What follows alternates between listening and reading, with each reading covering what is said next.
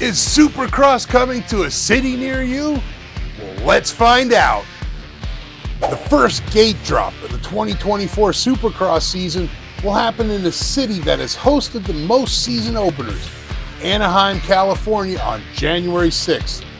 This will also be the first race of the 250 West and the KTM Juniors. For round 2, all the teams head north to Oracle Park in historic San Francisco. After San Fran, the teams will be heading south to Snapdragon Stadium in San Diego, home race to such legends as Ricky Johnson and Brock Glover. This will be the second chance for the little guys and gals to strut their stuff at the KTM Junior race. For round 4 of the series, Supercross will once again invade Angel Stadium in Anaheim.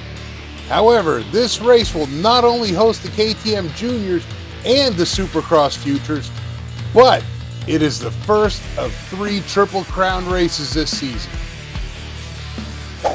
Round 5 of the series sees the teams leaving the Golden State for the first time and making their way to the Motor City, Detroit, Michigan, where the KTM Juniors will once again join the party. Glendale, Arizona's State Farm Stadium is going to be home to round 6 of the series, where the KTM Juniors get to race on the same track as their heroes. The teams will now be eastbound and down, heading to the great state of Texas for round 7 in Arlington, where the KTM Juniors will once again bring the crowd to their feet. Continuing to the Atlantic coast of the country, Supercross will invade historic Daytona International Speedway. The Supercross Futures will be dicing it out in front of the huge Daytona crowd. I want to take a quick moment to speak to you about a charity that I proudly support. Tunnel to Towers has been providing mortgage-free homes to Gold Star and fallen first responder families. They also build specially adapted smart homes for catastrophically injured veterans and first responders.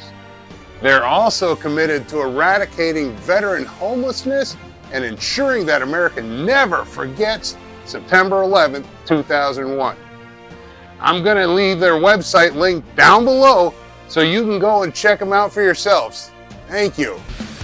A short drive to the west will bring the series to the first new venue of the season, Birmingham, Alabama at Protective Stadium. The next round is in a city synonymous with racing.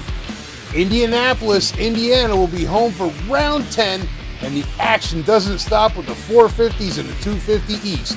The KTM Juniors are going to be ripping it up, and this is the second Triple Crown of the season. Round 11 will take place in Lumen Field in beautiful Seattle, Washington. The gateway to the west is the destination for round 12 in St. Louis, Missouri, where the KTM Juniors, the Supercross Futures, and the third and final Triple Crown will spice up the night. Supercross is once again returning to Foxborough, Massachusetts for round 13 at Gillette Stadium, where the Supercross Futures will be looking to make a name for themselves.